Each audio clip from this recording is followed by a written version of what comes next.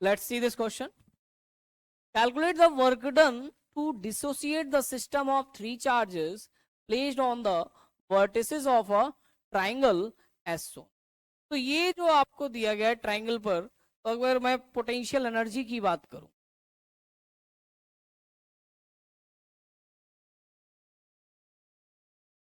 Work done, जो work done बनेगा, तो यहां पे मैं कह सकता हूं potential energy of the system, potential energy of the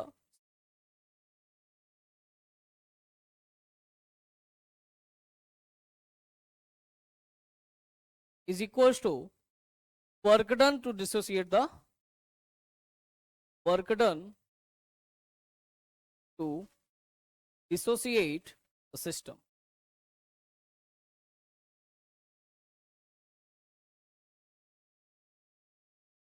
और अगर मान लीजिए चार्जेस दिए गए हैं, ये Q1 है और ये Q2 है, इनके बीच का डिस्टेंस R है, तो जो पोटेंशियल एनर्जी बनेगी वो बनेगा KQ1 Q2 डिवाइडेड बाई, और ये K की वैल्यू होगी 1/4 एप्सिलॉन नॉट।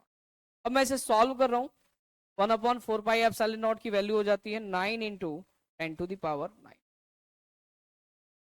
देखिए अब इस कॉन्सेप्ट को पूरा यूज करते हैं इस क्वेश्चन में। तो मैं अगर इस सिस्टम की पोटेंशियल एनर्जी लिखूं, potential energy of the system, तो मैं potential energy of the system अगर बात करता हूं, potential energy of the,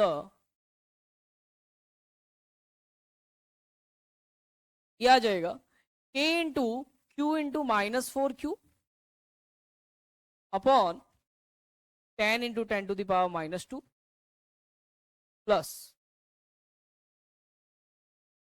K × Q × 2Q upon 10 × 10⁻² plus K × -4Q × 2Q divide by 10 × 10⁻। अब मैं इसे अगर फर्दर सॉल्व करूंगा तो मैं K को डायरेक्ट बाहर कर देता हूं और लिख देता हूं 9 × 10⁹ अपॉन 10 को मैं 0.1 लिख सकता हूं। ओके, और Q स्क्वायर को बाहर निकाल लेते हैं, तो देखिए क्या बनेगा, -4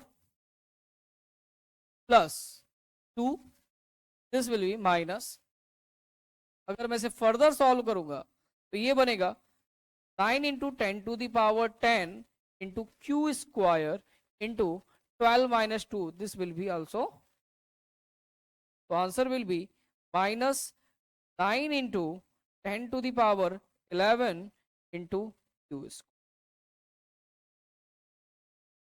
This will be our work done to dissociate three charge placed on the vertices of the triangle.